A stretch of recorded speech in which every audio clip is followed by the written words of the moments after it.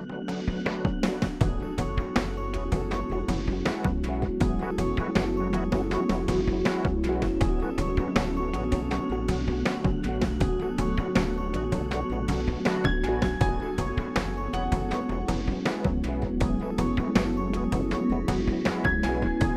everybody, thanks for joining us for another edition of For a Living. I'm your host, Joe Richter, and joining us today, we've got, well, he is a digital media guru, if you will, as well as a Lindenwood professor. We thank you for joining us, Kim Gordon. My pleasure, thanks. I'm glad to be here. I should add the tannest Scotsman I have ever seen in my entire life. So, you know, pining for the fjords, I suppose. And you're not wearing your kilt today, which I've seen on other shows we've had on LUTV, and I'm a little upset. Sorry to disappoint you. I'll attend to that for you. Well, you'll have to make up for it with your knowledge of digital media. I'll do my best. First off, let's talk about what exactly, because you know, I'm a communications student, and I need someone to explain to me exactly what media literacy is. Sure. There's actually a variety of different definitions to what media literacy is, but it basically boils down to a very simple concept, and it is understanding with critical thinking the message, the intent, and the origin and the fidelity of the message that you're receiving. So rather than just being a consumer of media and just haphazardly accepting everything that's being shot at you, you actually begin to tear apart the origin of that message so that you understand exactly what it is that you're receiving and whether you accept it or not. And it seems like, especially now, when you've kind of alluded to where we're so bombarded by, especially when you talk about politics, you know, really partisan media, and it's hard to pick out exactly, all right, is that biased or is that really trying to send a positive message? I mean, and that's something that a lot of people here in this country really have to recognize and study. Well, actually, there is a movement, and I subscribe to it, and I adamantly support it, in which we begin to teach media literacy as a core curriculum, not only at the academic college level, but also at the K through 12 level as well. And you know, I'm glad you brought that up, because that's something, and this goes across the board, not just with you know, radio and television. I mean, we're talking about digital media in general now, and there's so much emphasis on math and science, and rightfully so. Yet at the same time, we can't forget about the technology on, side of it. And that's one of the main areas that we're falling behind other countries in, is the technology. And of course, we attribute it to the lack of math and science, or high scores in math and science. But isn't it also the media literacy that we need to study? Well, you know, that's an interesting point, because math and science is certainly very, very important, especially to the success of the community and the nation. But most importantly, you know, the United States of America is beautifully positioned, and has been for a number of years, as the creative center par excellence. And so without a thorough understanding of digital media, and especially media literacy, what happens is we become, once again, the consumers of that media rather than the originators. And therein lie the difference. Therein lie the difference over the last 50 years. So once again, that's why I really personally believe in the efforts, but I also think that we're going to start seeing a momentum shift, so that people become a lot more cognizant of what is important in media literacy, but more importantly, how do you originate it, and how do you control the message, and how you distribute it. And that's the big deal, is how, you know, and we don't want our students to become consumer drones. And again, that's kind of what you're leaning toward here. And this is something that's really important. The critical thinking aspect has somewhat gone away. You look at statistics that say that, you know, 85% of tests are basically just memory and content knowledge, whereas the critical thinking aspect and problem solving has really gone away in our nation's schools. And that's a big problem when you think about this. You know, an interesting term I heard many years ago by John Bruner, who was a brilliant writer in not only the science genre, but the science fiction genre, is he invented a term called paddyducting, which is pattern deduction. And it's taking a look at a universe of data, which we're being inundated. We are walking around with clouds of data around ourselves anymore, and being able to discern patterns within that data that are meaningful in some way, shape, or form. And so that's a skill that I would like us to start really developing. Some people are naturally inclined to it, but it's a skill that can be developed and trained, and it's a skill that we're not really attending to.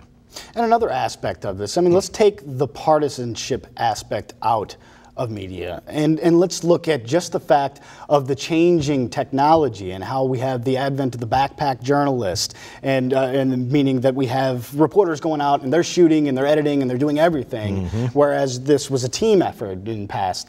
And we're also seeing, we have television shows dedicated to just internet clips. Right. And of course the big sites with internet clips where people can upload things, and of course we're on one of those as well. Of course you can see past episodes of For a Living on YouTube on our LUTV online channel. That's a nice shameless plug, huh? But well done. But I'm critically parsing that out. See, all right, now that's media literacy. You knew that was BS right from the start as soon as I started talking. No, that's just. But getting back to the point, though, it's hard trying to discern what is real news and what is just some blog, what is just some person's opinion, and that's one big problem right now. Well, that's a core tenet of media literacy, though, is identification of the originator, the credentials of the originator, the authentication of the originator. So all of those questions have to be answered before you buy what you're actually consuming, lock, stock, and barrel. Right. That, I would agree with you, is not occurring. I think the large majority of people right now are absorbing this tremendous amount of information that's being originated all over the planet, frankly. One of my favorite haunts is YouTube. I think there's just remarkable stuff going on YouTube, very interestingly creative stuff going on YouTube, but is it scientifically valid or is it based in fact? I sincerely doubt it. Yes, and that's the problem. We're starting to blur the difference between entertainment and actual information. Exactly. And that's going to be a big problem. That's where media literacy is so important. Yes. All right.